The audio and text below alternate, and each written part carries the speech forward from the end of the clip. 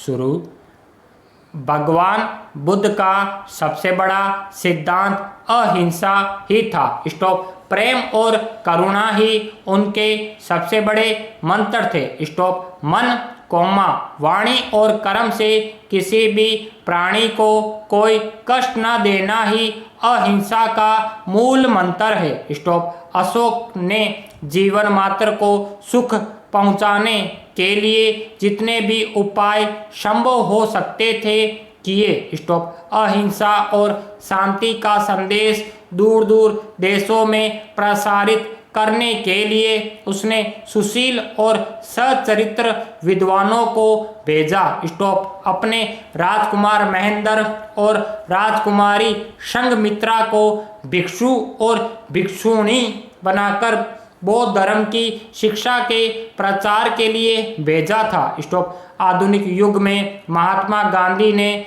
भगवान बुद्ध के सत्य, स्टॉप, प्रेम और अहिंसा का प्रचार किया। स्टॉप। जिससे विश्व में शांति और सद्भावना स्थापित हो सके। स्टॉप। एक समय था जब यह कहा जाता था कि युद्ध के बहुत लाभ होते हैं। स्टॉप। प्रथम तो यही माना जाता था कि युद्ध में मर जाने से सीधा स्वर्ग प्राप्त होता है। स्टॉप। पेरा।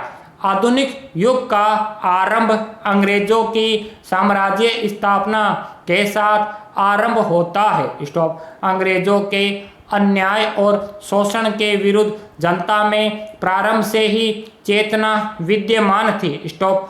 भारतीयों का जीवन दुखी था। स्टॉप। समाज की राजनीतिक और आर्थिक व्यवस्था अच्छी नहीं थी। स्टॉप। अतः समाज के एक कोने से दूसरे कोने तक राष्ट्रीयता गूंजने लगी। स्टॉप। कविता दरबारों की वस्तु न रहकर किसानों और मजदूरों की वस्तु बन गई। स्टॉप।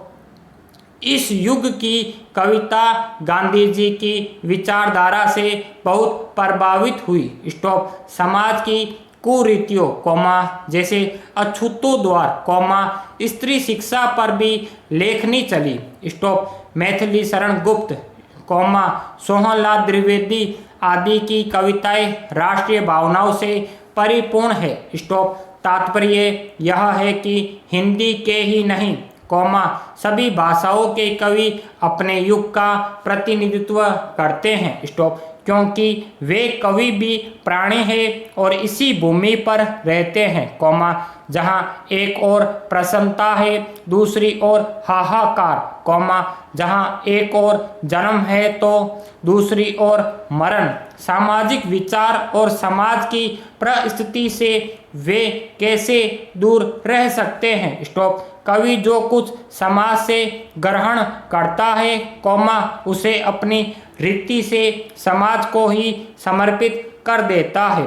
पेरा। जब किसी देश में विघटनकारी और विध्वंसकारी तत्वों को कठोरता से काट में नहीं लिया जाता है तो देश छिन्न भिन्न हो जाता है, अराजकता सर्वत्र छा जाती है। स्टॉप। उस पर फिर से आक्रमण होने शुरू हो जाते हैं और वह सने सने पराधीन होता चला जाता है। स्टॉप। इसलिए हमें भी पूर्ण समझदारी से काम लेना चाहिए, जिससे जो आज़ादी हमने कठिनाइयों के बाद प्राप्त की है, वह सदा बनी रहे। स्टॉप। यद्यपि भारतीय संविधान निर्माताओं ने यही जानते हुए कि भारत में विभिन्न धर्मों के अनुयायी, विभिन्न भाषाएं बोलने वाले लोग रहते हैं, यह देश बिना धर्म निरपेक्षता के छिन्न भिन्न हो जाएगा, विभिन्न वर्गों का एक सूत्र में बांधने के लिए भारत को धर्मनिरपेक्ष लोकतंत्र गणराज्य घोषित किया। पारस्परिक असमानता और असहिष्णुता को दूर करने का यही एकमात्र उपाय था। स्टॉप। भारत में सब धर्मों के लोगों को भारतीय नागरिक के रूप में आज पूरे अधिकार प्राप्त है और वे राष्ट्र के अभिन्न अंग है, जबकि इस्लामी राष्ट्र पाकिस्तान में अल्पसंख्यकों को अधिक से अधिक दूसरे दर्जे का नागरिक समझा जाता है। स्टॉप। भारत में सब नागरिकों को प्रत्येक पद पाने का अधिकार है। स्टॉप। देश का सबसे बड़ा राष्ट्रपति का पद किसी भी नागरिक को प्राप्त हो सकता है। स्टॉप। पैरा। अपने जीवन यापन के लिए मनुष्य को संसार में क्या क्या नहीं करना पड़ता। स्टॉप। इसी विचार की पूर्ति के लिए मिलों में काम करने वाले, कॉलेजों में पढ़ाने वाले अध्यापक, सुबह से शाम तक बोलने वाले वकील, नगर के प्रमुख चौराहों पर और प्रमुख बाजारों में चाट बेचने वाले 11 वर्षीय बालक, ठेले पर बैठने वाला लाला अपना खून और पसीना एक करते हैं। स्टॉप। प्रत्येक दिन के अवसान और संध्या का आगमन के क्षणों में सुबह से शाम तक थका हुआ मानव शारीरिक विश्राम के साथ साथ मानसिक विश्राम भी चाहता है, जिससे उनका थका हारा मन किसी तरह बहल जाए और वह फिर से प्रफुल्लित हो उठे। स्टॉप। मनोरंजन की पृष्ठभूमि में यही प्रवृत्ति काम करती है। स्टॉप। यदि मनुष्य की रुचि के अनुकूल उसे मनोविनोद प्राप्त हो जाता है, तो वह दूसरे दिन फिर नए उत्साह और उल्लास से कार्य करने की क्षमता एकत्रित कर लेता है। स्टॉप। इससे उसके स्वास्थ्य पर भी बड़ा अच्छा प्रभाव पड़ता है। स्टॉप। बिना मनोरंजन के जीवन भार मालूम पड़ने लगता है। स्टॉप। मनुष्य नित्य एक समान कामों से उबने लगता है और जीवन के प्रति उसका घृणात्मक दृष्टिकोण हो जाता है। स्टॉप।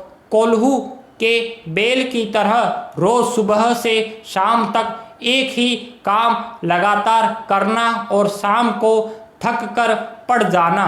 स्टॉप। ऐसा जीवन, जीवन नहीं, मनुष्य के लिए बोझ की एक बोरी बन जाती है। स्टॉप। आखिरकार आकर्षणहीन भार को मनुष्य कब तक उठाए, इससे उसकी कार्य क्षमता भी कम हो जाती है। स्टॉप। पैरा। जंगल के एक बड़े वट वृक्ष की खोल में बहुत से बगुले रहते थे। स्टॉप। उसी वृक्ष की जड़ में एक सांप भी रहता था। स्टॉप। वह बगुलों के छोटे छोटे बच्चों को खा जाता था। स्टॉप। एक बगुला सांप द्वारा बार बार बच्चों के खाए जाने पर बहुत दुखी और विरक्त सा होकर नदी के किनारे आ बैठा। स्टॉप। उसकी आंखों में आंसू भरे हुए थे। स्टॉप। उसे इस प्रकार दुखमग्न देखकर एक केकड़े ने पानी से निकलकर उसे कहा, मामा क्या बात है, आप रो क्यों रहे हो? स्टॉप। बगुले ने कहा, भैया बात यह है कि मेरे बच्चों को सांप बार बार खा जाता है। स्टॉप। कुछ उपाय नहीं सूझता किस प्रकार सांप का नाश किया जाए। स्टॉप। तुम ही कोई उपाय बताओ। स्टॉप। केकड़े ने मन में सोचा, यह बगुला मेरा जन्म बेरी है, इसे ऐसा उपाय बताऊंगा जिससे सांप के नाश के साथ साथ इसका भी नाश हो जाए। स्टॉप। यह सोचकर वह बोला, मामा एक काम करो। स्टॉप। मांस के कुछ टुकड़े लेकर नेवले के बिल के सामने डाल दो। स्टॉप। इसके बाद बहुत से टुकड़े उस बिल से शुरू करके सांप के बिल तक बिखेर दो। स्टॉप। नेवला उन टुकड़ों को खाता खाता सांप के बिल तक आ जाएगा और वहां सांप को भी देखकर उसे मार डालेगा। स्टॉप। करने से पहले सोचो। बगुले और नेवला। बगुले ने ऐसा ही किया।